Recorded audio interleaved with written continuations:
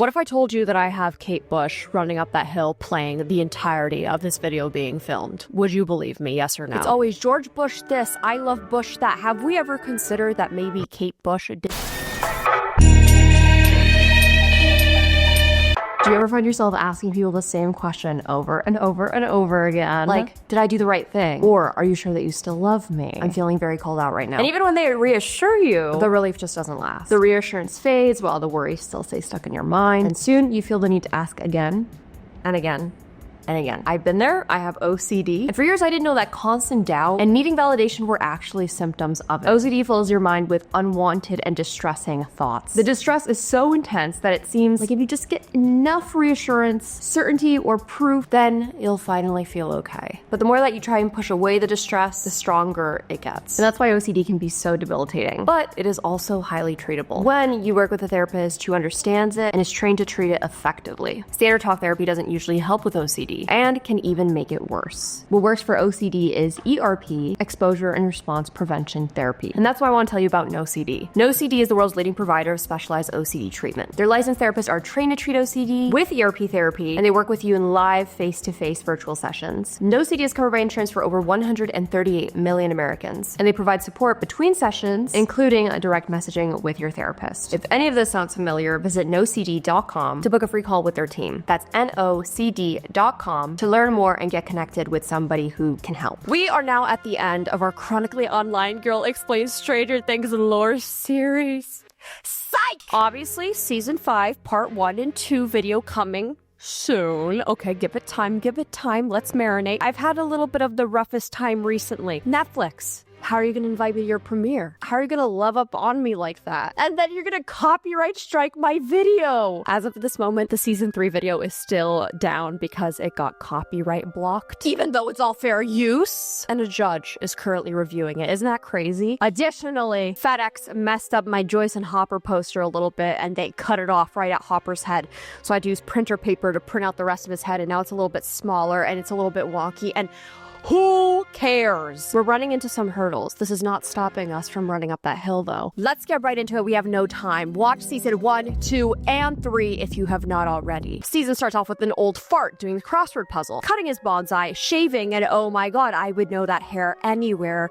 It's Joe Biden. September 8th, 1979, we see a flashback to Hawkins' lab, the Rainbow Room. Gay, where plenty of children are playing games, mainly controlling it with their minds. So basically, we got a whole bunch of 11s up in this bitch. Brenner takes a child with a 10 tattoo to the back to a private room where they do some testing. 10 has similar powers as L, like telekinesis. I knew exactly what Dr. Brenner drew without even looking at it, which was a sun. We know that there's more children, obviously, because of 8. Season 2, episode 7, the episode that everybody hates, even though I'm like, hello, it is important. Because clearly it is important to know that there are other children, but like 11. So while 10 is in training, he sees a vision that 6 and a doctor are dead. And we then hear screaming outside of the room. I'm going to be very selective about clips, not only because Netflix hates my ass, but also it's very gruesome. It's definitely the most gory of all the seasons. But essentially, everyone in the hospital is maimed and dead. Now, when Dr. Brenner walks into the Rainbow Room, around all the dead people, Elle is standing in front of a two-way mirror that is cracked, and there's also a crack in the wall behind her, with her heavily breathing. It's young Elle, by the way, and Dr. Brenner is like, "What have you done?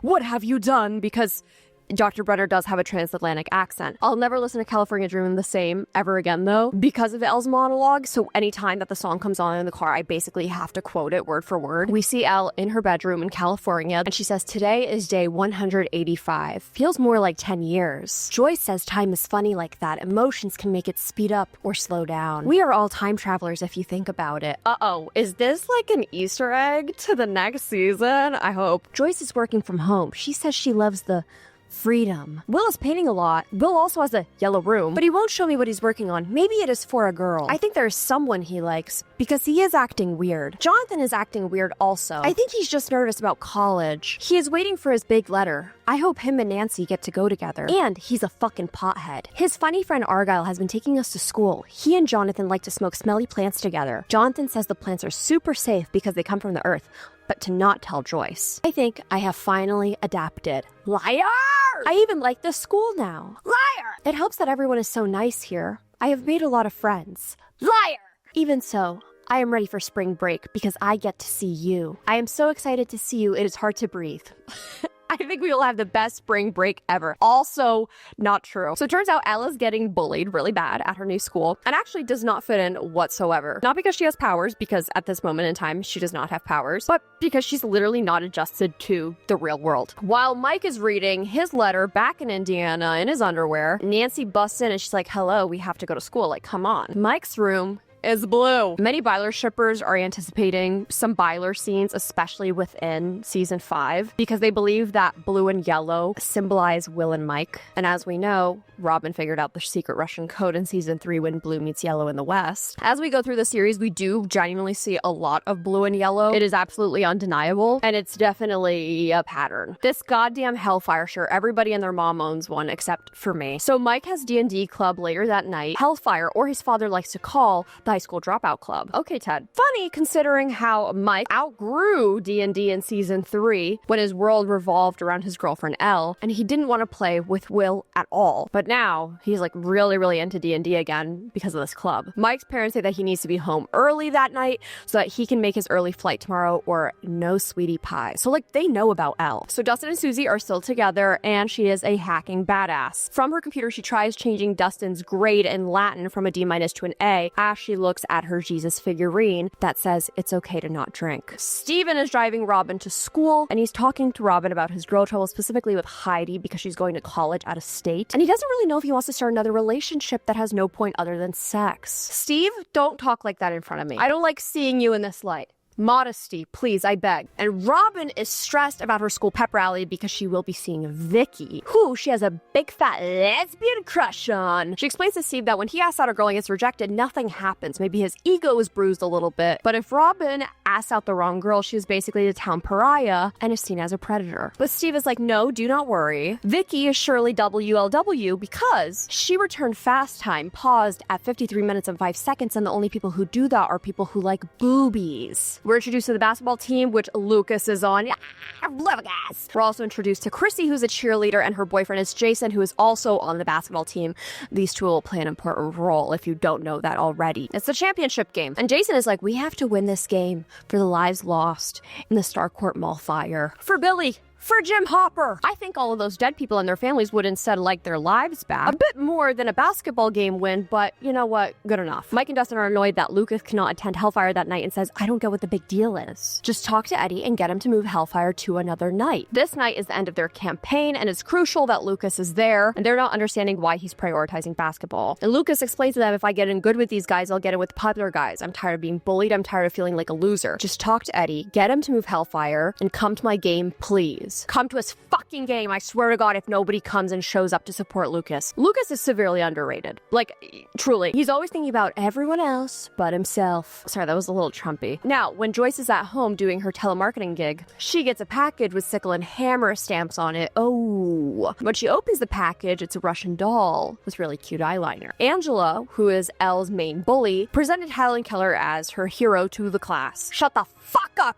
Angela. The actress who played her did such an amazing job because there is not a single ounce in me that likes Angela. I cannot stand Angela for the life of me. So Jane is up next for her presentation of her hero. If you didn't catch on yet, Jane is Elle. She obviously has to go by Jane in the classroom setting. And she presents her dad as her hero, not Papa, Jim Hopper, and she makes a diorama of their cabin, and everybody is laughing at her. Meanwhile, a girl is trying to play footsies with Will. Hello? Girl, time and place. We're literally talking about someone's dead father, and you're trying to play footsies in the middle of class. And clearly, Will is very uncomfortable with this. Not because they're talking about a dead man, but because she's a girl. Angela says, I'm just confused. I thought this was a presentation about a historical figure. And Elle goes, my dad was famous. He was in the newspaper. He saved lots of lives in a mall fire. He was a hero for people. I asked this in the season 1 video, but was it normal to make fun of people's dead parents in the 80s? Hello? I swear to God, this is not something that was happening at my schools. I was like, yeah, I don't have a dad. And 75% of the class was like, yeah, girl, me neither. If anything, it was weird if you actually had both of your parents and you were gonna get made fun of for that. Will tells Eleven that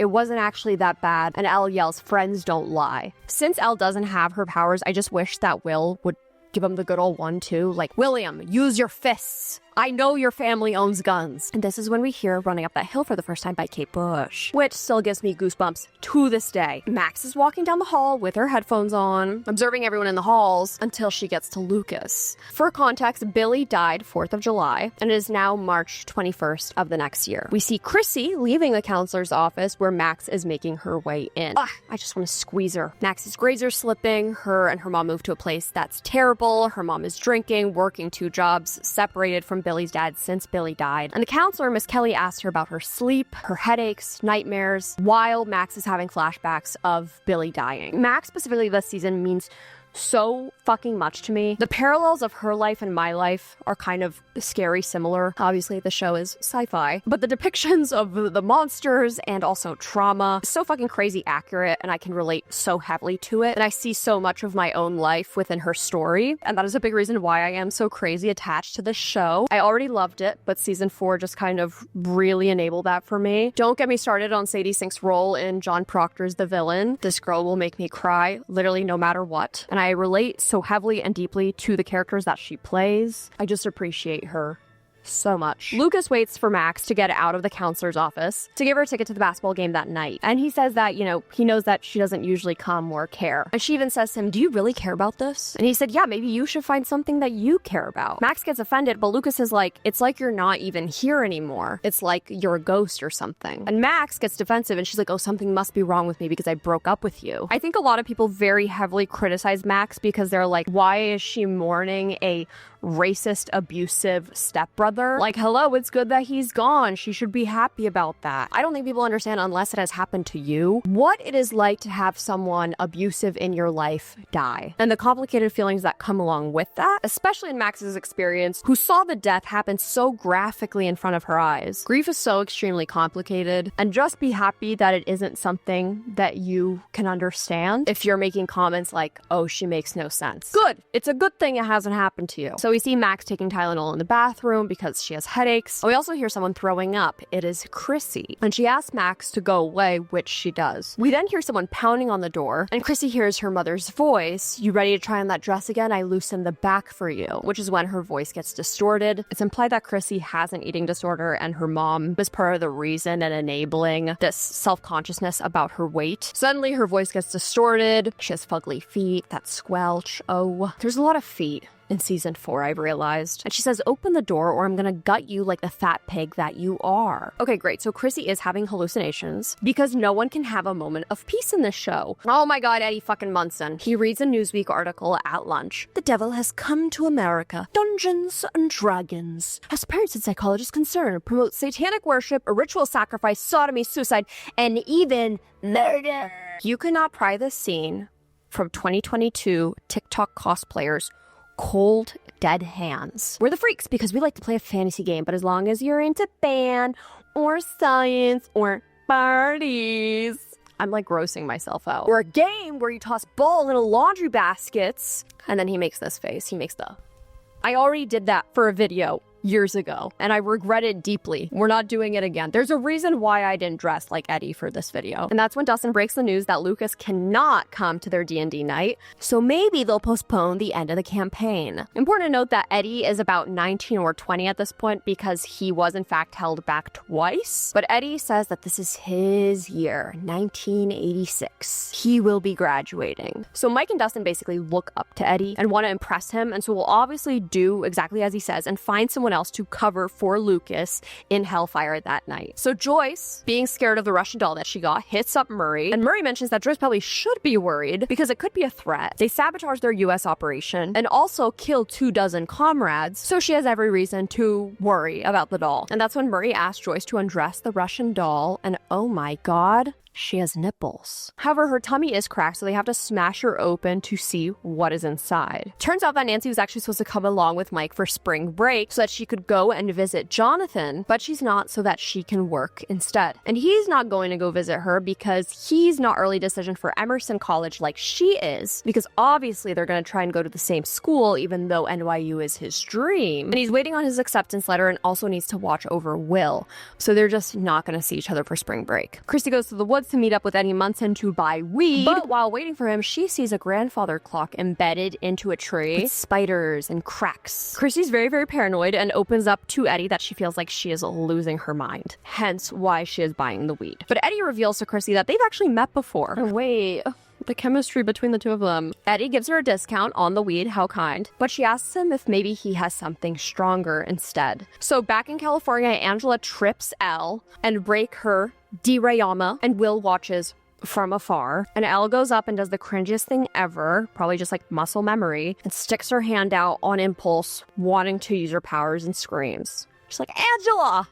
I know Will is anxious and stressed and scared. I understand that. But God, I wish that he would stick up for his sister in this moment and protect her after all the times that she has stood up and protected him and his friends. God, it would be nice to see someone just be like, fuck you, Angela. He does, however, come and try and comfort her. Meanwhile, Joyce is at home with the neighbors watching her because she's trying to break the Russian doll by smashing it outside. And inside is a note that reads, Hop is alive. Back at the pep rally, Tammy Thompson is announced all the way from Nashville to come sing the national anthem. And Robin and Steve are like, holy fuck. Because if you don't remember, Robin had a crush on Tammy Thompson.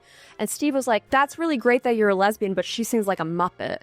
Meanwhile, none of Lucas's friends came for his game. And instead, Mike and Dustin recruited Erica to replace him in D&D that night at Hellfire. Because if you remember, she received Will's D&D set that he had donated when he was moving to California. So Eddie is the dungeon master setting the scene where we're introduced to Vecna, a D&D character. His skin shriveled and desiccated. He's not only missing his left arm, but his left eye. Vecna lives. So simultaneously, Lucas shoots a winning shot and Erica rolls a number 20 on the die, both winning their games. Okay, Sinclair's on top as it should be. But Lucas literally has to walk outside and see his friends that did not come to his game and his own flesh and blood, his sister, as they're leaving their campaign. So Max did not show up to the basketball game. She goes outside to feed the neighbor's dog. And at the same time, she sees Eddie and Chrissy going into Eddie's trailer. Eddie lives in this trailer with his uncle, and he's looking all around the house for the ketamine that Chrissy is trying to buy off of him. Meanwhile, Chrissy hears the clock ring again. When she walks towards Eddie's room, she sees her mom sewing her uniform,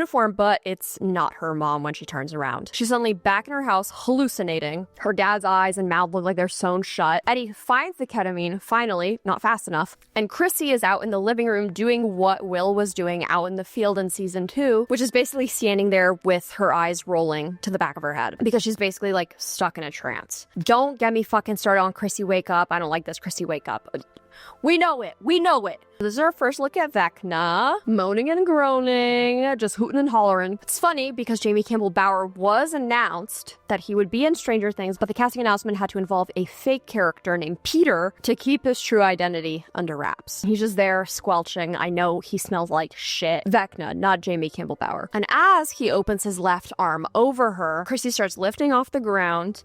All her bones start to break, and her eyes are sucked out of her skull. So we see a flashback as the key in the basement of Starcourt was exploding because Joyce turned it off, saving the world. Hopper outran the blast, fell onto the ground, got knocked out, and lived. He is never beating the missing father allegations. Max looks like she wakes up from what seems to be a nightmare, pops some more Tylenol because her head obviously hurts, and some squad cars show up to Eddie's house. His uncle insisting that he has no idea who the girl in the living room is, and he just found her there. Meanwhile, in California, Will is hyped to show Mike his painting, so much so that he brought it to the airport with him. Canonically, not to mention, it is March 22nd, which is his birthday. The Duffer Brothers claim to have forgotten that it was supposed to be Will's birthday, but a lot of fans have a theory that they're just trying to show how forgotten Will was this season, to the point where no one acknowledged his birthday because his mom was so busy with the Russian doll, Elle was so busy happy to see Mike, and Jonathan was so busy thinking about Nancy. But like I said, the Duffer Brothers do say this was a mistake. Elle is so excited to finally see Mike, and Mike is just awkward as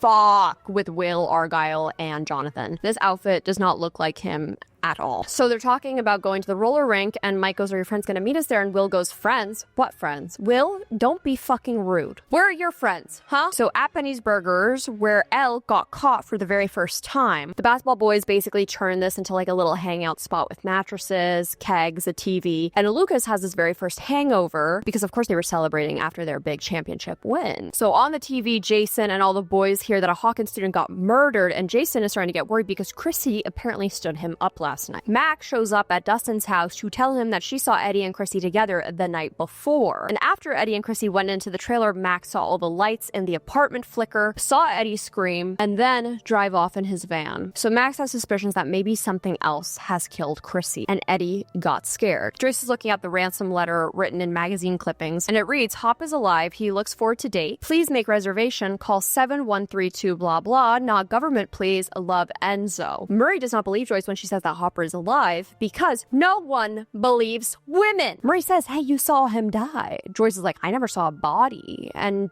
Murray's like, yeah, because he evaporated into thin air. When will we start realizing that Joyce is always fucking right? Hello? Because Hopper did in fact survive. We see him getting held hostage by the Russians, beat up, asked who he works with. He won't give away Joyce's identity, causing him to get tortured even more. Rinkomania looks amazing. Oh my god, everyone's having so much fun. The nostalgia. Gee, I hope something bad doesn't happen here. Elle tells Mike that she comes here often for parties, and Will is annoyed because she's blatantly lying. She does not. Now, while Mike goes to buy socks, he confronts Elle on why she's lying to Mike about having friends going to parties. I don't know, William. Maybe she's embarrassed that she's having a hard time and is being bullied and doesn't want him to worry. Now, when Elle roller skates with Mike, we can literally see the scar that she has from the mind flare goo that was stuck in her leg. A nice little detail. So the police interrogate Jason, and ask, when is the last time that he saw Chrissy? Perhaps she was going to buy drugs from Eddie Munson for this party that they were having. But Jason is like, that's impossible. She would never interact with Eddie, and she does not do drugs. I would say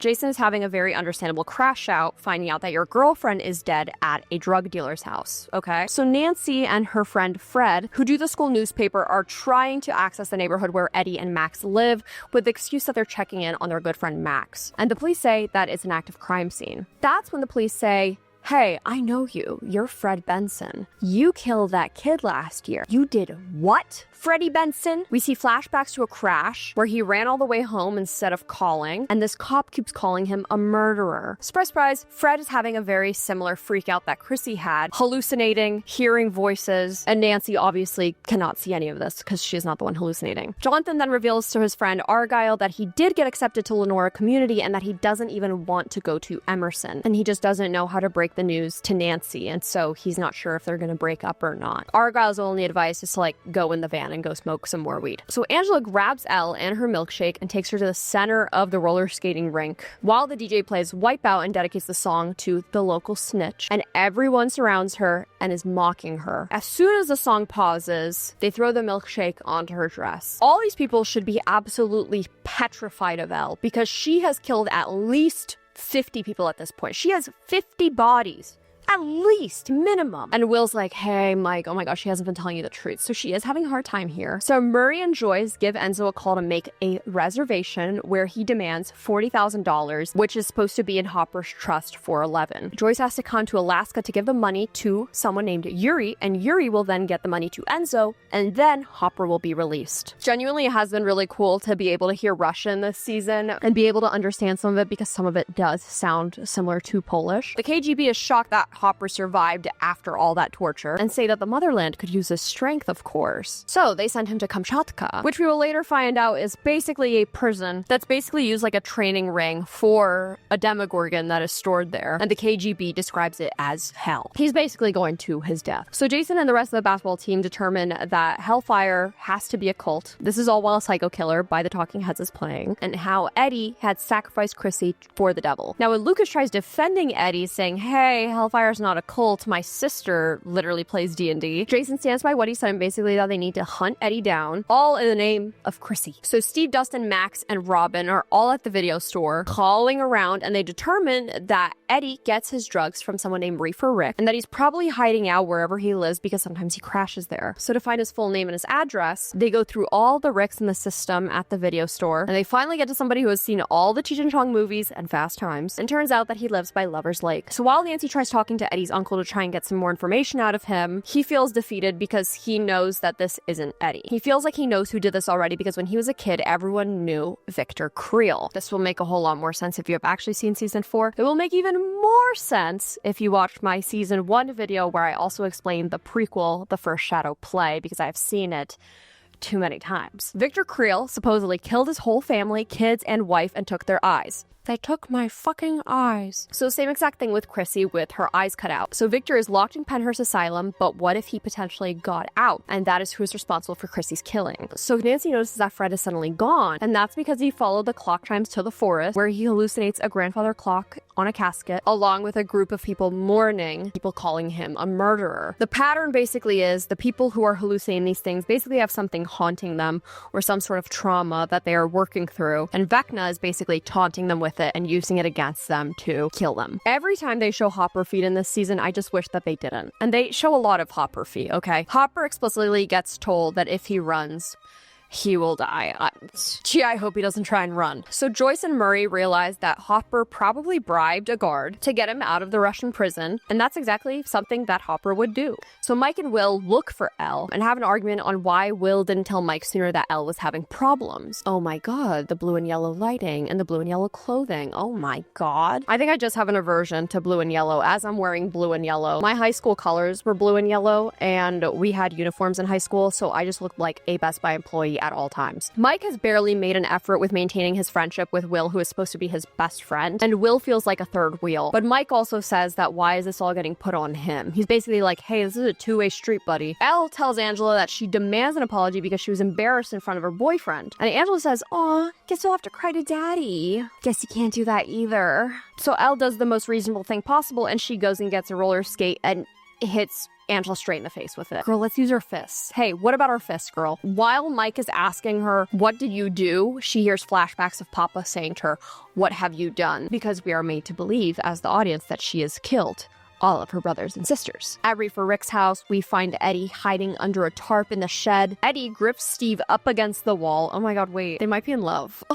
This is now the birth of Steady. Dustin assures that Max, Robin, and Steve are safe. They're not going to hurt Eddie or get him into trouble, because obviously Eddie is traumatized after seeing something like what he saw. Someone getting lifted into the air, all of their bones breaking and getting cracked like a glow stick. Nancy tells the police that she still cannot find Fred, but we do see him in the middle of the road hallucinating that a car is on fire, basically taking him back to the accident. Eddie opens up about what he saw and is surprised that they actually believe him. Well, that's because they have seen Stranger Things. And that's when the Upside Down gets explained to Eddie for the first time. So Fred has visions of him falling into a grave, seeing the man he is responsible for killing in the car accident, and of course, squelching Vecna. Vecna tells Fred that he wants him to join him, and same thing, lift into the air, snap, crackle, pop. Fred is a goner. Goodbye once again, Freddie Benson. Dustin and Eddie basically decide to call it then Vecna's curse. An undead creature of great power, a spellcaster, a dark wizard, because they love naming these things after D&D characters, and all the adults are like, yeah, sure. And like, Vecna's body is kind of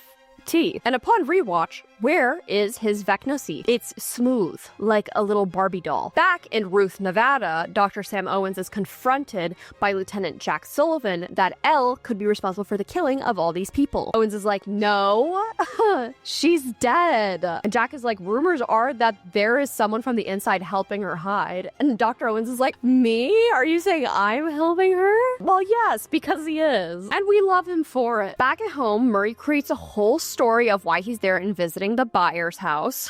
And Joyce lies and says that she has to go to Alaska the next day. And Jonathan has to take responsibility and watch over everyone. Jonathan is completely out of it. And Joyce is like, what the fuck is wrong with you? Hello. Jonathan is in fact schmack. Jonathan and Argyle say that some girl got hit in the head with a skate, but that she'll be fine. And Mike goes, she didn't look like she'll be fine. And Elle storms off, and she doesn't finish her risotto. Damn, nobody at this table can be open nor honest. I understand why Joyce and Murray don't want to tell them about the possibility of Hopper being alive, because, well, what if he's not? And then Elle is disappointed all over again. But also, if they told her, then she could probably locate him a little bit easier, because she could go into the void and find him. Nancy can't catch a break at all because all of her friends are dying. Barb, Fred. Nancy is really relieved, though, when she sees Steve, Robin, Dustin, and Max pull up to the scene. So Mike goes to Elle's room and gives her Eggos and say, are we just not going to talk about it? Elle feels like she's different and doesn't belong, and Mike doesn't understand it. She says that Mike thinks that she's a monster too. And Mike says, I care for you so much. And Elle's like, but you don't love me. And he's like, I say it. And she's like, you don't. And then goes through all the letters from Mike where she says, from Mike, from Mike, from Mike, from. And he can't even say it in that moment either. All he has to say for himself is that he thinks that she's a superhero. So the police come to the door with a warrant for Jane because of the incident at Rinkomania. And William is so fast to be like, that was an accident. William, We don't talk to cops. Fuck ACAB. No one listens to me. Don't say anything to the cops because it didn't happen. And now 11's locked up, okay? 11's jail arc was something that I had never expected. Coincidentally, Joyce and Murray are already on their flight to Alaska with the best hair ever. Joyce, not Murray. So they can't help get Elle out of jail. Hopper and Enzo fake a fight so that they can talk in private, and Hopper finds out that Joyce and Murray are on their way with the money. Yuri is a smuggler and a pilot who will help get Hopper back. We see this moment in Vecna's mind with red clouds and what looks to be like memories, similar to what we saw when Elle was looking into Billy's memories in season 3. They also recreate this really well in the play. And there's red smoke, we see into Henry's past. It's generally very cool. And that's when we also see Patrick in this dream sequence where he hears his father calling him a disgrace and embarrassing to the family, and his nose starts bleeding in the car, and he hears like a high-pitched ringing. Oh, goddammit, Patrick's next. The basketball team decides to go to Eddie's band rehearsal, the Corroded Coffin, and Lucas is stuck in a sticky situation because he actually is in Hellfire and knows all these guys, but he has to pretend like he doesn't because he's actually trying to protect Eddie, but also protect himself from the basketball guys. So it looks to Hellfire like he's backstabbing them. And that's when one of the band members says that he might be with Dustin Henderson because he was looking for Eddie, and Lucas is like, fuck, that's my bestie. Elle, not trained to talk to cops, obviously. She says she doesn't know why she hit her, and she doesn't even know if she wanted to kill Angela. Simultaneously, she's getting flashbacks to all the dead kids from her childhood, who in her head, she thinks that she probably killed. So she just feels like a big-ass monster right now. Hopper pays somebody in bread to basically get his shackles and ankles broken so that he can later slip them off easily. Anything to see Joyce Byers, I completely understand. Steve and Dustin take Max to the counselor's house because maybe Chrissy mentioned something to the counselor about seeing monsters, or perhaps something that would help them understand this whole pattern. Meanwhile, Dustin in the car is giving Steve shit for obviously still being into Nancy, while not dating Robin while she's right in front of him. And Steve says, I'll punch you so hard that your teeth will fall back out. I remember when the season came out and everyone was very, very focused on the counselor because she has a clock necklace that kind of looks like a grandfather clock key. And she's also talking to all the vulnerable students that end up dying by Vecna. People now are theorizing that she is Patty Newby, Henry Krill's love interest from being in high school, from the play The First Shadow, also Bob Newby's half-sister. I don't think so. A very important aspect of Patty Newby's story was that her mom was black. I don't think that they would change that for this story. It just doesn't seem like it would make sense. The counselor insists that she cannot talk to Max about Chrissy, so Max steals her key that is labeled office, because if she can't get the information from Miss Kelly herself, she will just go to the office and get it. Now, when the basketball boys arrive at Dustin's house, Lucas knows that he needs to protect him, and he uses the walkie-talkie to tell him they're not safe since all these boys are after him. Lucas claims to know where Eddie is hiding, but of course Lucas is going to try and distract them and give them false information. While Elle is in the police van, the government surrounds the van and says that they're going to take her off their hands. That's when we see Sam Owens coming out and saying, "Hi, kiddo." Nancy and Robin are in the library to look for any clues on Victor Creel, and Robin starts to annoy Nancy, and Nancy's like, "Hey, why don't you just call Steve up, huh?" And Robin's like, "Hey, there's nothing going on between Steve and I just need to make that very clear. I don't want tension between us." They find an article that Victor Creel hired an exorcist because he believed that the house was haunted by an ancient demon. And the demon got so angry that the demon took out their eyes and then killed his family. And they theorized that maybe the demon wasn't any regular demon, but it was in fact something from the Upside Down. Max goes to school using the key to steal Miss Kelly's files, and in the process they find out Fred was seeing Miss Kelly too. So now Fred, Chrissy, and Max all see Miss Kelly and are getting haunted by Vecna. Turns out that the reason that Mr. Owens has come back for Elle is not because she hit Angela with a roller skate. He does not give a fuck about that. He's like, that is expunged from your record. But because Hawkins is in danger. Elle has fought this evil before and she has won, but it's like a virus and it comes back deadlier and stronger, and a war is coming to Hawkins. So Lucas leads the basketball boys to Elle and Hopper's old cabin, which he knows is empty and that no one would ever be at. Dr. Owen says that there's a way to bring back Elle's powers.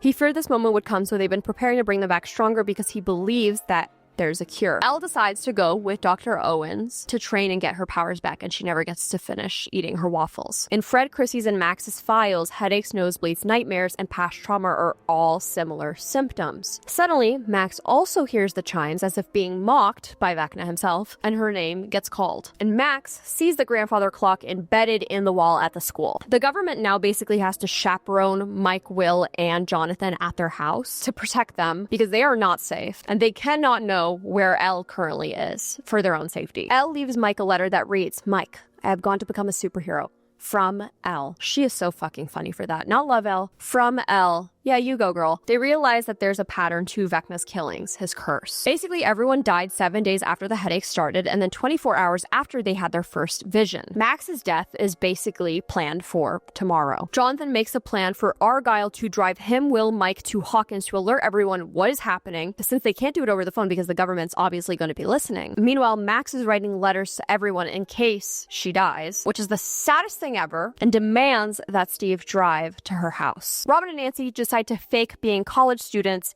and go to Penhurst Asylum to try and interview Victor Creel themselves and convince them to basically let them in because they have a strong passion for his case. Joyce and Murray come to meet Yuri, and he's an absolute clown, but genuinely one of the funniest characters this season. Once he gets $40,000 in cash, he tells Murray and Joyce to go drink some coffee since it's still hot and it is so freezing cold outside because they're in Alaska. Hopper ends up escaping barefoot after blowing up a whole shed with dynamite and killed another dozen people and got away on a snowmobile. If you would have told me in season 1 that somehow a snowmobile would be involved in the Stranger Things IP, I would have never believed you. Max goes home to leave behind more letters for her family in case she doesn't make it, and when she sees her mom hanging laundry in the backyard. When she hugs her mom, she hallucinates that the clothes are covered in blood and she's hugging Vecna. And he tells her her time is almost at an end.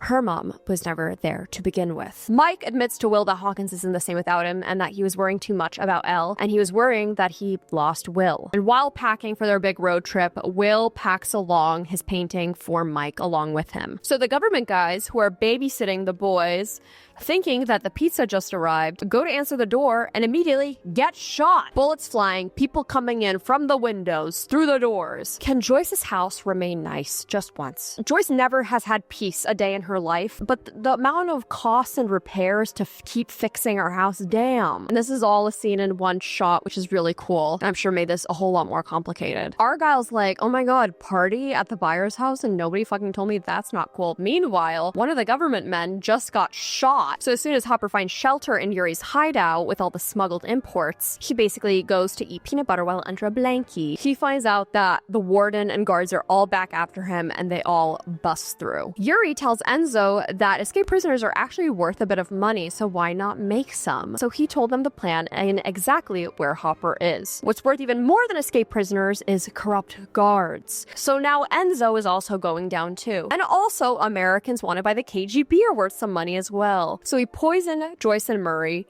and fucked literally everyone over. Nancy and Robin are interviewing Victor Creel, and he's literally the Winnie the Pooh meme. They took my fucking eyes. He explains to the girls about this home that him and his family moved into with Alice and Henry and his wife. Henry was a sensitive child and he felt something was wrong, and they had 1 month of peace in the house before something went wrong. The whole family started having nightmares and hallucinations, and at the dinner table, it took Virginia first. It also showed Victor a memory where he killed innocent civilians during the war, and then it took Alice. Henry slipped into a coma and then died a week later, which we do know is not true. Victor tried to join them, so he took his own eyes, but he did not end up dying. So Max is in front of Billy's headstone at the cemetery and reads her letter to him. Ever since he left, everything's been a disaster for her, and she can't tell anyone why that he's gone, and she can't tell anyone that he saved her life or Elle's life. She also thinks about maybe if she had stopped him, then maybe everything would have been different and not a disaster. Maybe they would have even been friends. But instead, she just stood there and watched it happen. She tried to be happy and normal, but a part of her died that day too, and she wanted to tell him before it's too late. She reads, "I'm sorry, love your shitty little sister, Max." Thank God Steve got annoyed that she was taking so long when he did, and decided to go check on her because Max is actually stuck in a trance. In her vision, she sees Billy walking towards her and he's covered in blood. And Billy is telling her, "You're happy and relieved that I died." And that's why she feels so much guilt, and that she sometimes wishes to have followed him into death. When Max falls backwards, she sees Vecna telling her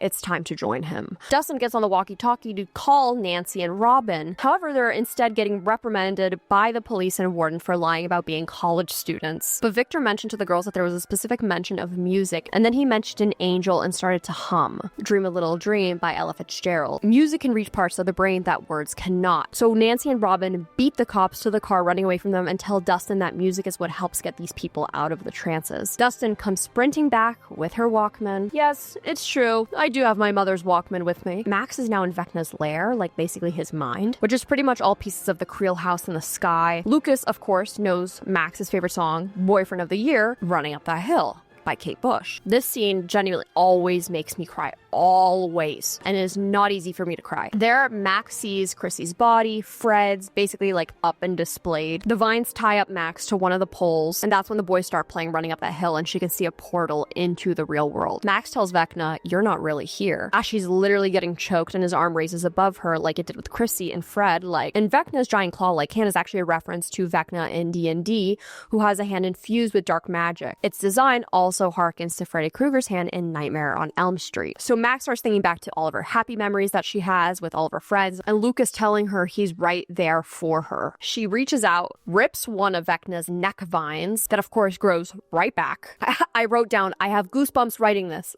She is literally outrunning her depression and trauma with everything crashing around her. And that's when she comes back to reality, falls from the sky, and she says, "I'm still here. I'm still here." Yes, you are still here, girl. Jonathan, Mike, and Will are trying to stop the bleeding of the government guy, and he tells them that they have to tell Owens because the girl's in danger now. He tells them that they have to get Nina and hands them a pen and then dies. And they're like, fuck, never told us who Nina is. However, the lieutenant does raid the buyer's house, sees the letter from Elle thrown away, which, Mike, why the fuck did you throw that letter away? That could have been your last letter from Elle ever. And he tells one of the guys from the government, "I know she's alive and she was just here. Tell me where she is and you'll live." Dr. Owens ends up taking Elle to a top secret space in the middle of the desert that has a machine called Nina, with scientists working everywhere. And they're all starstruck by Elle because she is the cause, and they're all working for her. And they will get her to a strong state once again. Elle sees Papa and immediately freezes up because she's fucking scared of him, as she should be, because he has literally taken all of her autonomy and taken advantage of her. And then Elle gets tranquilized. Hopper and Enzo are now both prisoners because they gambled with their freedom, and now Hopper is worried if Joyce is even safe at all, which she's not. Hate to break the news. Her and Murray are trapped in a plane with Yuri telling them how rich he's gonna be from selling them. Nancy and Dustin panic because they wake up and Max is not sleeping on the couch where she's supposed to be, and Dustin fell asleep while being on watch for her because they're so scared that at any moment she could just, lift up into the air and get taken by Vecna. Max is upstairs drawing in the kitchen. She said she couldn't sleep because she had her music blasting in her ears all night, and she basically ends up drawing everything that she saw in his lair because it's easier to explain with drawings than words. He infiltrated her mind, and Vecna's lair is basically his mind. With all the pieces put together, it's pieces of Victor Creel's house.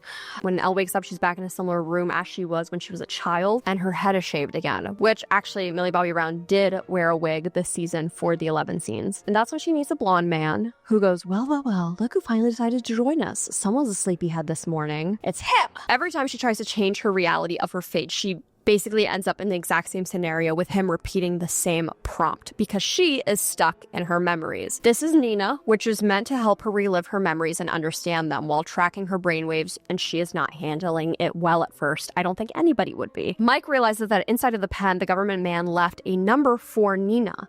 They had this information the whole time. They thought that he died before he could help. Hopper is feeling defeated and helpless and cursed since now he's trapped back in jail. The closer he got with Joyce, the more danger she's in. When he was 18, he was inducted into the military. He was in the chemical corps with no PPE, inhaling fumes and chemicals. All the guys that he went to war with basically all came back having children with illnesses, some even being born stillborn, dying in the womb. And the same thing happened to him. His daughter Sarah was born healthy, but then suffered and died. And even though Hopper knew the risk, he ended up hiding that. So Hopper basically believes that he is like a curse. Joyce and Elle came into his life, and he convinced himself that they needed him, when in reality he just needed them, and that he basically sentenced Joyce to death by sending that message. He believes that he actually is the curse instead of him being cursed. At Chrissy's funeral, Patrick has a vision of the grandfather clock, and they show a photo to the group of the Hellfire Club and realize, fuck, Lucas was in it this whole time. He tricked us. So they make a plan of finding Eddie again. Robin throws a brick into the Creel house door, and Steve puts his arm through the door to open it, which now Hopper and Steve have both done this at this point. In the play, Hopper also sticks his hand in through the Creel house door and ends up bleeding. Just a fun little parallel. At the house, everyone sees the grandfather clock that Vecna makes everyone see in their visions, which is also another reason why I think there might be time travel in season 5, because this clock is just so important. But we never fully get explained why. So Elle is basically stuck like in Groundhog's Day. She's just reliving the same memory over and over and over again until she complies. She tells the camera to stop and let her out, and we can see the date on the camera reads September 4th, 1979. When she looks into the reflection of the camera, she sees something weird, so she goes to the two-way mirror and realizes that she is her young self again, only 8 years old. And that's when Brenner says over the intercom. In 1786, there was an opera called Nina,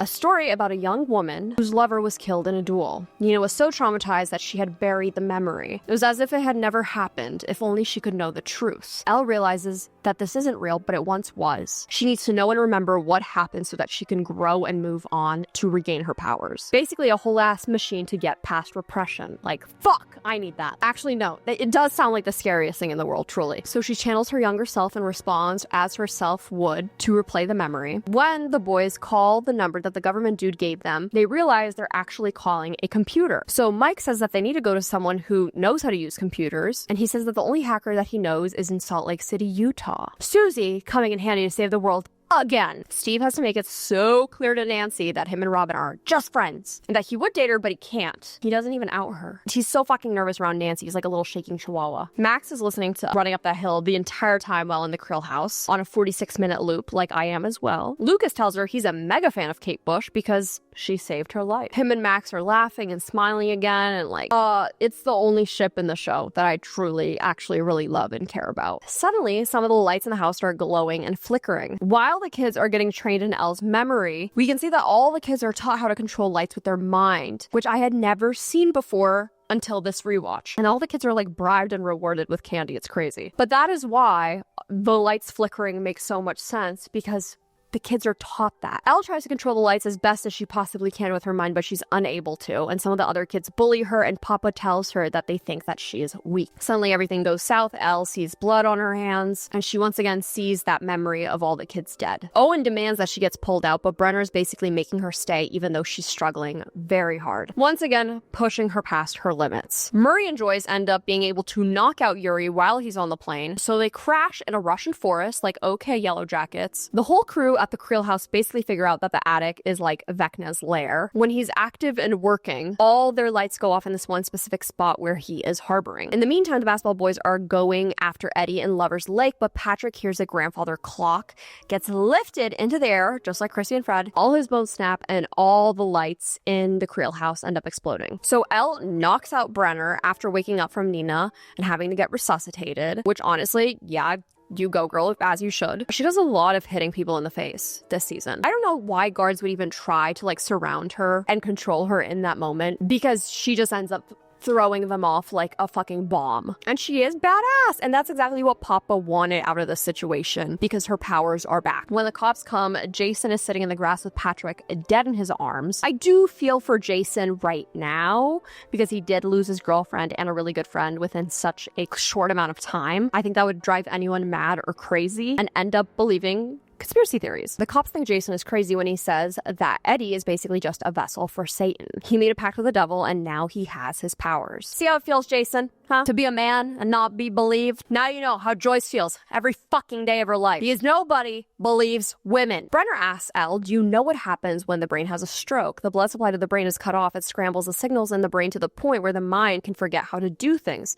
So Brenner believes that when Elle was attacked by the mind flayer last year, her signals were scrambled in the same way and forgot how to have her powers. But he believes that she can return back to her full power. They believe she needs to not just see her past, but fully experience it to repair her broken signals. Elle asks, if all this happens, why don't I remember? And Papa says because she doesn't want to. Repression. Our brain does this to memories that are so traumatic that we want to forget. Like I said, this show does a great representation of mental health, and I think that is so cool and means a lot to me. Eddie Munson is now officially a person of interest, which makes things so complicated when it comes to saving him. The boys finally arrive in Salt Lake City, Utah, and they're at Susie's house. So there are in fact a lot of children. Susie's family is Mormon. Eden, Susie's sister, was everyone's crush the entire summer of 2022.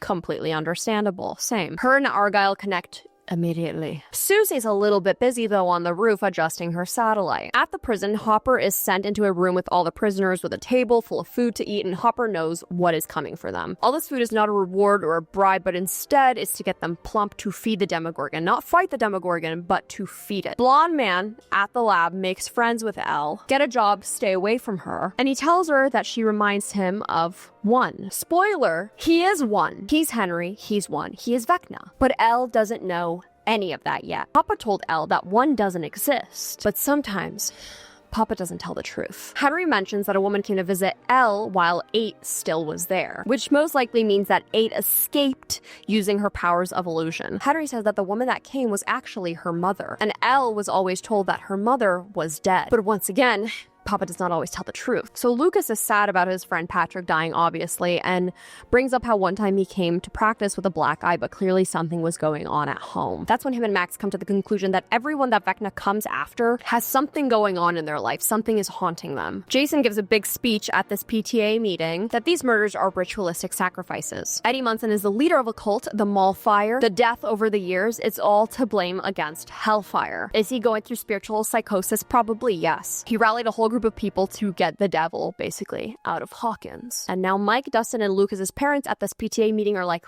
fuck, our kids are literally in Hellfire, and they're never home.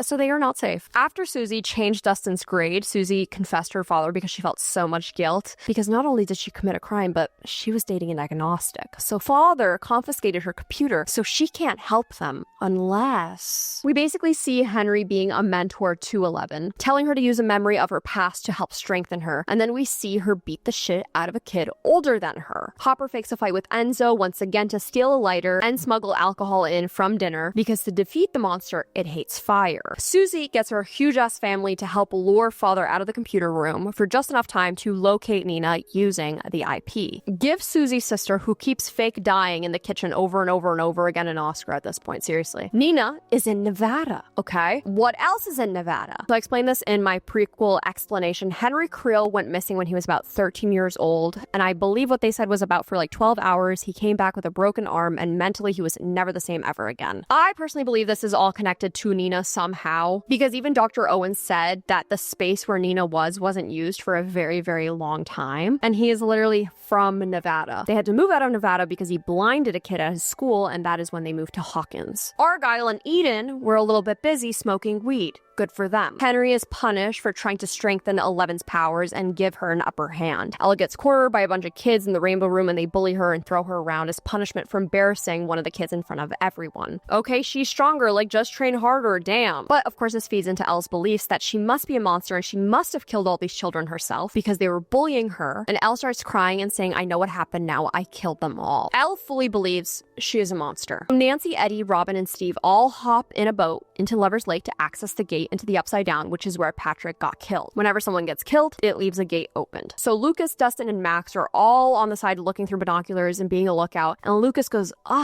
when did Steve get so hairy? And Dustin's like, I know he needs to tame that jungle, but he claims the ladies dig it. I think this is one of the funniest fucking scenes in the show. Max grabs the binoculars and she's like, let me see. And just stands there like it's the binocular. Like, Max, yeah, I fucking feel you, girl. I get it. Before Steve dies underwater, Nancy goes, Steve, be careful. She wants that cocoa so fucking bad. Steve sees the gate and swims towards it while the police are making their way towards Max and Dustin and Lucas. So Steve sees something moving, drops his flashlight, why would he do that, and comes back up to the surface. And that's when he gets dragged down by one of the vines. Well, of course. Steve gets pulled in through the endometriosis wall. Yup, yeah. Don't touch him! Nancy dies after his ass immediately, and Robin and Eddie follow. Steve gets tossed around like a little rag doll, dragged, bitten, chewed on by the demo bats, and choked by vines. 4th season in a row where we see Steve get beat up. And it has never looked better. Steve's tummy is in fact getting nibbled at, and he's never looked better. Nancy shows up with an oar and beats the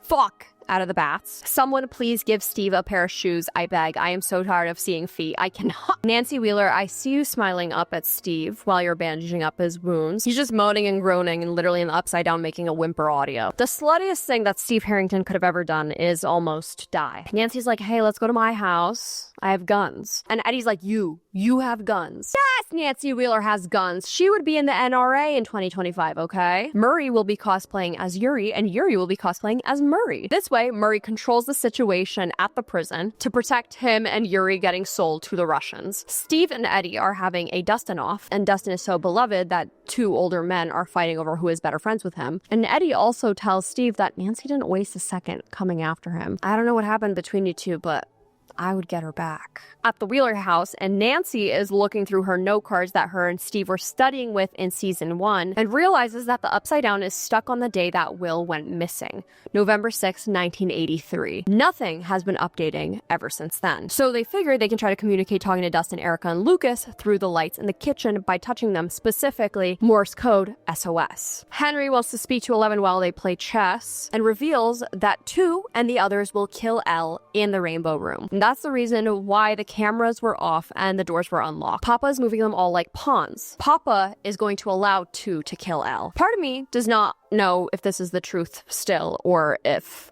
Henry is bluffing. But basically, Papa knows that Elle is more powerful than the others and that he cannot control her, which is why Elle must escape and do exactly as Henry says because he believes in her and it's time for her to escape this hell. Lucas, Max, and Erica steal Holly's light bright to communicate with the older teens in the Upside Down to let them know that they're stuck. But they have a theory and they all bike towards Eddie's house in the Upside Down and in the right side up. And Eddie's light is the only one that is on. Elle does everything that she needs to do to escape. Henry even shows her the pipe that she can escape from and end up in the woods, which is what she ends up later doing in season 1. Henry then shows Elle the chip in his neck, Soteria. It weakens and tracks him, making him also unable to use his powers. Elle, being a little cherub angel, offers to help pull it out, of course. She says, "You help me, I help you." Meanwhile, in Russia, Hopper and all the prisoners are fighting against the Demogorgon with Joyce and Murray and Yuri watching over, like it's literally some gladiator fight for entertainment. But Hopper knows that the only thing to ward them off is fire, which is why he uses his lighter and alcohol that he smuggled. Meanwhile, Murray holds all the guards hostages in hopes of them opening up all the doors and saving Hopper's life. And then Hopper and Joyce are finally reunited. And I know he smells like ass. Cute moment nonetheless, but that's all I'm thinking about. Like, while they're like cuddling and being cute, I'm like, I know he stinks. At Eddie's house, exactly where Chrissy died, is the endometriosis gate, and everyone can see each other from the Upside Down to the right side up. Elle uses her powers to rip out Henry's Soteria, and it's almost like the evil switches on when he holds it. Like, he like stops looking so innocent and baby-like, which I just have to mention this. At the premiere, I was able to meet Jamie Campbell Bower, who is just so extremely kind. His girlfriend Elena and I had met before, and they're just the sweetest and most beautiful couple ever. And when I met him, I could not perceive him as the characters that he plays whatsoever because he is just so extremely kind.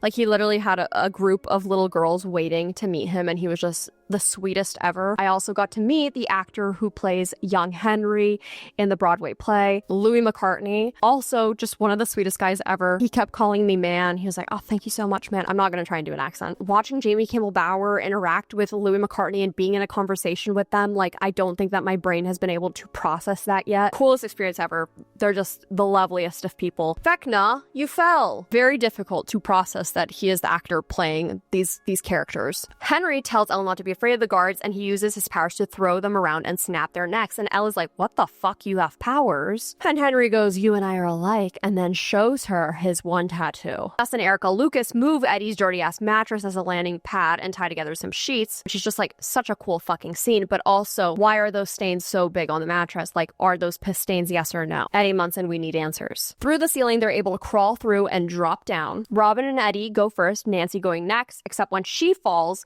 she's falling into the void and falls into Steve's pool that Barb went missing in. Nancy starts going into a trance that Steve cannot shake her out of. And in this trance, she sees Barb. And Vecna says, "Do you remember what you did, Nancy? Or have you forgotten? When I kill someone, I never forget." With flashbacks of scenes of her banging Steve. I'm sick and tired of everyone shaming Nancy for banging Steve. Let her get some. She got shamed by Barb. Now she's getting shamed by Vecna. My God. Fuck off. Prudes. While Elle was told to wait in the closet, she starts to hear screams, and when she emerges, she sees that all the children are dead, with one literally sucking the life out of 2. Okay, so now we know that this is fully evil Vecna because his hair is pushed back. It's like in Mean Girls when she says, "You look sexy with your hair pushed back. You look evil with your hair pushed back." One is responsible for killing all the children and absorbing their powers. Vecna gives this whole ass monologue to Nancy, letting her into his mind, seeing Fred displayed up. And he shows his version of the truth of what Victor Krill had already explained to her. He didn't fit in with the other children. They said that he was broken, but the new home provided a sense of purpose and black widows. To him, they were fascinating. They're solitary creatures and deeply misunderstood. They immobilize and feed off the weak, bringing balance and order to an unstable ecosystem. He wants to be Spider-Man so goddamn bad. He believes humans are pests multiplying and poisoning their world with an unnatural structure. Seconds, minutes, hours, days, weeks, months, years, decades,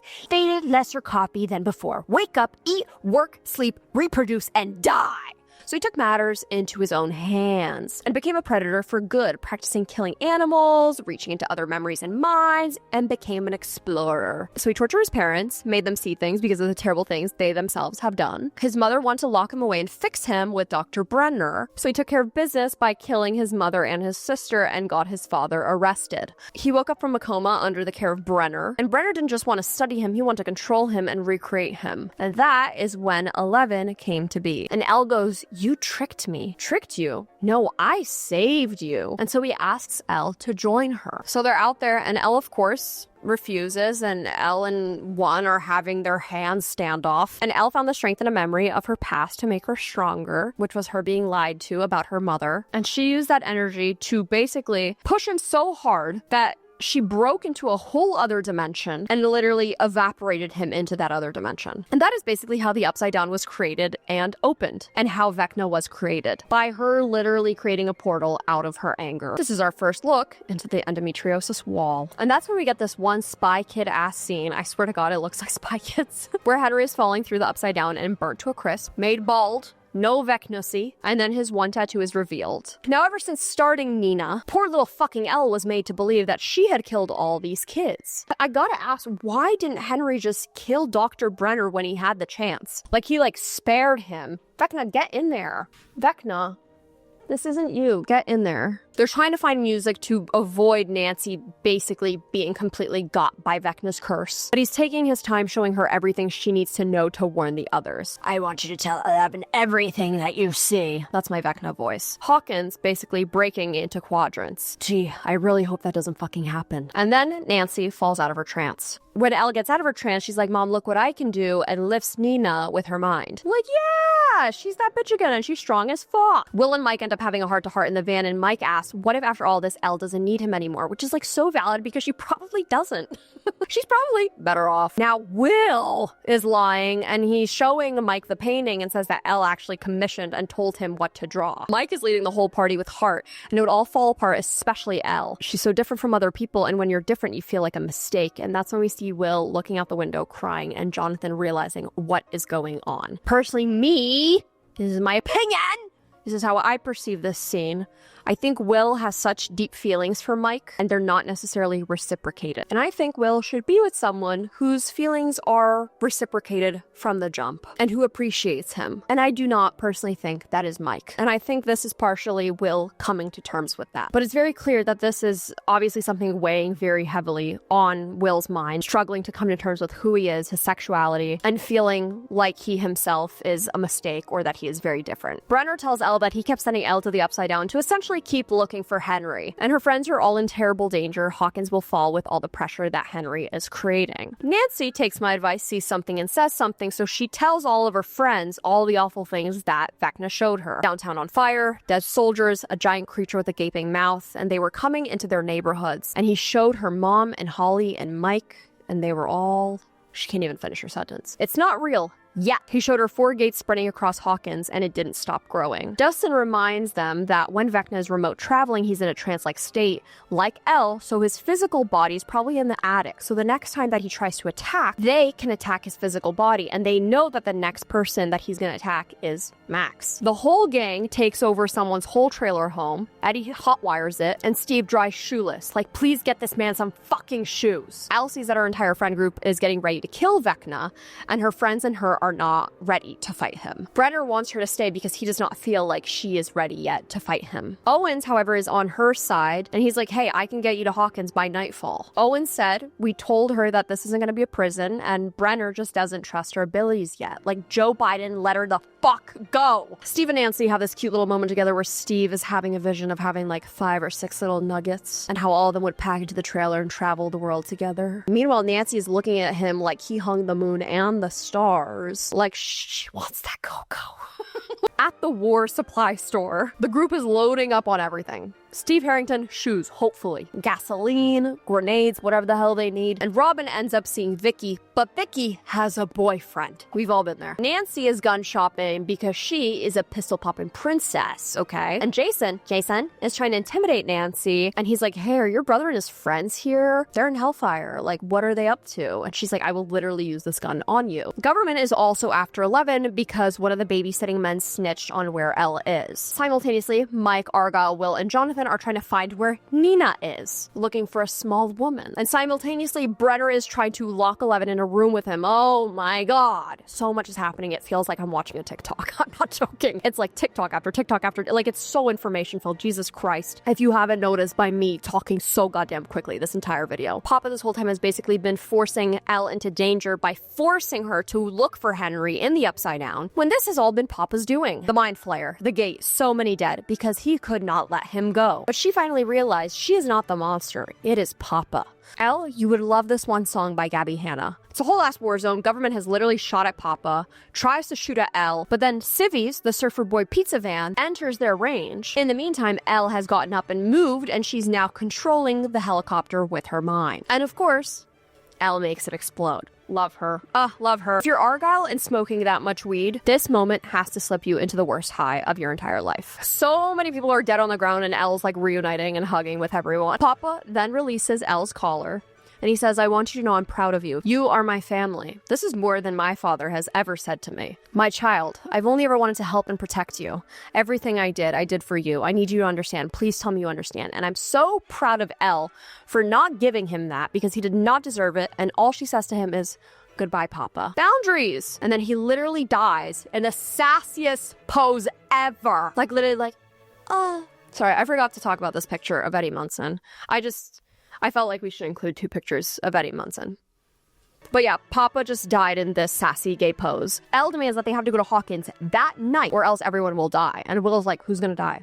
Elle, who's gonna die? Joyce and Hopper are changing their clothes when Joyce sees Hopper's whole body being covered in scarring and bruising and also the fact that he lost so much weight. I also just realized that Joyce is literally in a Hulk Hogan t-shirt. And Joyce tells Hopper they still have their date to get to and Hopper's like, I can't wait for the food. They're just standing and like flirting there. And he's like, should I be dreaming about something else? And she's like, after dessert, use your imagination. And they're like literally about to fuck. They're like literally about to fuck in this chapel or whatever the heck they're in. And I know he's stinky. And then the phone rings. Eddie, Robin, Dustin, Steve, Nancy are ready for battle and go into the Upside Down through Chrissy's gate where they all have a plan to kill Vecna. And Steve tells Eddie and Dustin to try not to be heroes. There's no flights to Hawkins that Elle can get to, but she realizes she can fight from there. She's been in Mama's mind, in Billy's, she can get into Max's. She just needs a bathtub and salt, and thank God that Argyle works at Surfer Boy's Pizza. Hopper finds out that the kids back at home are fighting in the Upside Down, and Joyce realizes they can fight from Russia. Everything is a hive mind, so they can go back to the prison, fight the monsters and the particles there, and hopefully that'll give an upper hand to the kids, which means they have to go back to the prison that they just escaped. Steve tells Nancy, thank you for giving him a big thump on his head a few years ago to change him out of his toxic ways. And maybe if they were meeting for the first time now, maybe they would have made it. Wanting 6 nuggets was all true, but he left out an important part. She's there. She's always been there. Damn, Jonathan, you're toast. You're fucking toast. Max and Lucas can't talk while they're in this phase of the stakeout, so they write on notepads. And Lucas asks Max to go to the movies on Friday, and she draws a little drawing of the two of them at the theater. So Jonathan and Will have a heart-to-heart, stirring the pizza dough freezer with salt, and Jonathan says Will used to come to him more for help. But Jonathan realizes and sees that Will is struggling, and he knows and loves and accepts him, and they hug and cry. He basically indirectly says, it's okay if you're gay. Eleven's able to track Max and Lucas in the void. She says Max's plan isn't working though. Max is trying to lure Vecna in, turning her music off, being open and saying Max was actually happy partially that Billy died, opening up about how Billy made her life hell, and that sometimes she would pray something awful would happen to him, and how she wants Vecna to make her disappear. Then Lucas starts talking and is like, oh my god, you wanted Billy to die? Normal people don't fantasize about killing people. Maybe it's good that he takes you. I'm glad it's gonna be you. The fourth and final sacrifice. And Max is like, what the fuck, why are you talking? It's Vecna talking to her, not actually Lucas. Lucas would never. Elle is able to go into Max's mind, and she is in a memory, a Max memory. She was skateboarding as a little kid. This is now when phase 3 is initiated, which is Eddie playing the guitar Master of Puppets to basically distract all the Demobats from the Creel house. And Joseph Quinn was really playing the guitar, although a hand double was brought in for the solo. The fucking basketball team comes and assaults Erica. Fuck the basketball team. Fuck the basketball team. Max is running through the whole house, every door being boarded up and closed. Then she's in another memory that she's transported to, which is her the snowball dance. Eventually this gets turned into a nightmare. Dream a Little Dream starts playing, balloons start popping into blood, and everything starts to look decaying and dead and very upside downy and asbestos-y. Jason shows up in the attic and Lucas tells him to leave her alone because this will ruin the whole entire plan. But in Jason's mind, he's like, oh my god, he's using her as a sacrifice. Jason pulls out a gun on him and tells Lucas he needs to wake her up out of the trance. We can't do that. I can't. Just when Dustin and Eddie are supposed to go back to the right side up, Eddie decides to try and buy Steve, Robin, and Nancy more time and decides to stay in the upside down to continue fighting the Demobats. Meanwhile, Steve, Nancy, and Robin are getting choked out by the vines, and Steve has never looked better. Jason breaks Max's fucking Walkman. I hate this man so much. And Erica hits a guy in his balls. Hell yes. Yes, Erica, let's fucking go. So much is happening. Like, this entire episode is longer than a movie. It's like 2 hours and 22 minutes long. Eleven's doing her magic, grabs Vecna, spins him in the air like a little ballerina. And then I'm not really sure if this made any difference at all, but Eddie stands there and basically hits all the bats with his shield. I genuinely don't know if that's helping Steve, Nancy, or Robin, but he's very passionate about looking like a hero after running away every time. Max can't believe that Elle is somehow in her own memory and mind. She's like, did I imagine you? And Elle's like, I piggybacked from a pizza dough freezer. Whenever we see a dog or cat dreaming in their sleep, they start like kicking their legs or twitching, we always say, she's fighting him, because that's what Mike says about Elle while she's in the pizza dough freezer. Elle and Max then go into Vecna's mind and are getting tied up by the vines. Elle tries to get to Vecna and tells him, I know what Papa did to you. I know that he's the monster. Vecna's like, he was no monster. He was but a mediocre man. He did not make me into this.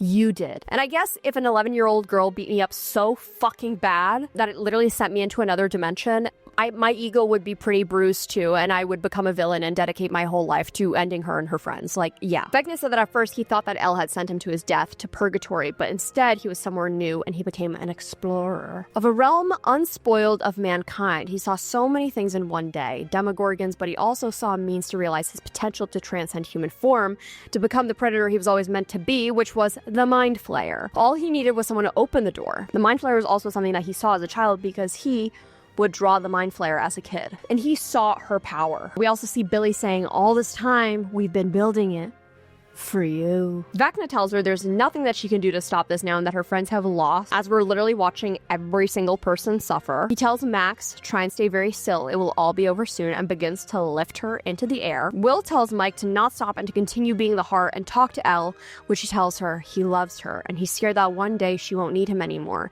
and scared that it'll make that day hurt more if he actually said those words. He says that his life started the day that he met Elle in the woods, which a lot of people are like, that's also the day that your best friend went missing, but okay. This morale boost helped so much because Elle got the vines off of her. Lucas beats the shit out of Jason. Max's bones do begin to snap though, and Hopper is fighting the Demogorgon. I'm sorry, I know this is all so overstimulating and overwhelming because it literally is. And it's a fucking horror movie. Nancy, Steven, and Robin set Vecna's physical body on fire. Hopper fights a Demogorgon with a sword, and Vecna's mind starts disappearing in front of Elle's eyes. Max also does wake up. Nancy ends up shooting Vecna out of the house, but when they go outside, his body mysteriously isn't there. Dustin has to literally sit and watch his best friend Eddie die. Eddie Munson literally looks like AI fruit right here.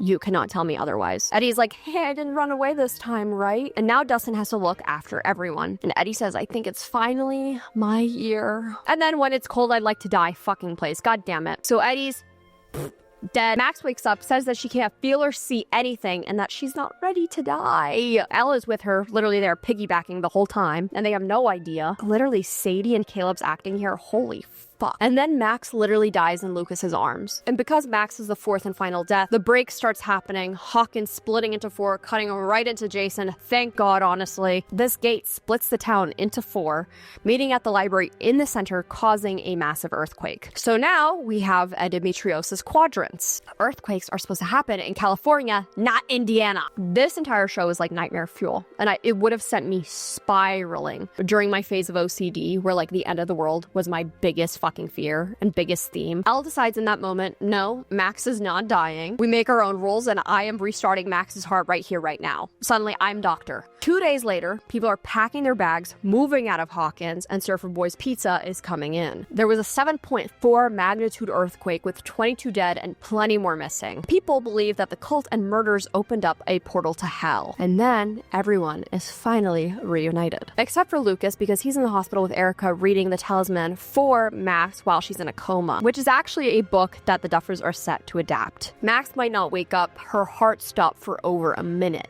She died clinically but came back. Doctors don't know how and say it's a miracle. Elle being the miracle. One good thing that came out of all of this is that Vicky and her boyfriend broke up. So her and Robin are falling in love while making PB&Js at the shelter. And Dustin ends up telling Eddie's uncle that Eddie passed away saving others' lives in the earthquake and gifting him his guitar pick necklace. So time to move back into the cabin that still has a hole in the ceiling from the Mind Flayer goo body literally busting through it a year ago. While everyone's trying to clean and board up the cabin, Mike and Will end up having a talk. And Will says that he feels that Vecna is hurt, and he's still alive. It's strange knowing who it is this whole time, and he remembers how he thinks. He's not going to stop, so they have to kill him. Elle just has never lost in this big of way before. Elle ends up trying to find Max in the void, but it's completely black, and she cannot find her. But best surprise ever, Elle is cleaning her room and Hopper comes in. And Elle is crying and says that she always kept the door 3 inches open. She always had hope. And they're finally both bald at the same time. Everyone's hugging, reuniting, especially Mike and Hopper for the long-ass time. And suddenly, Will feels him again in his neck. Dark cloud comes over, asbestos starts to rain. Holly's like, Mom, it's snowing. No, Holly, it's not. And you're fucking next, so watch your back. And when they overlook Hawkins, they see that the Upside Down has started bleeding in to the regular world. It is such like a cliffhanger and such an unsatisfying ending because like they lost. Like they fucking lost. There is no happy ending here. This is actually such a tragic story and does not feel good and has not been sitting right in my stomach for the last 3 years. And I'm so happy that it's coming out in just a few days. The new season, holy fuck. Thank God Matt and Ross Stauber have confirmed that the show is not going to end with it all being a dream or it all being a D&D game. Thank God. I am scared. I am scared for the new season. But after seeing the first episode, I cannot wait for everyone to also see it, because I want to talk about it and it's so exciting, and I'm so excited to make my part 1 of season 5. I'm gonna take some much needed rest and break and spend some time with my family and watch Stranger Things with them. And hopefully you will see that video from me very, very soon. Thanks so much for all the love on this series. I have loved making it. I can't wait to binge all first 4 episodes. Make sure that you leave a like, because that helps me out so much. Also, leave a comment. Favorite parts for season 4, some theories for season 5. I want to hear it. Obviously. Make sure that you subscribe if you want to be nasty. If not, you're disgusting. Also, make sure your bell notifications on so you know every single time I post, or else you're gross. If you want to follow me on my other social media, Instagram, Twitter, Keep Up, Spotify, it's just at Nicole Rafiee. And if you want to follow me on my TikToks, at Nikki Nasty. I post fun little videos on there of me like in the costumes and everything. And they've been really fun for me to make, so check those out. I'm gonna go now.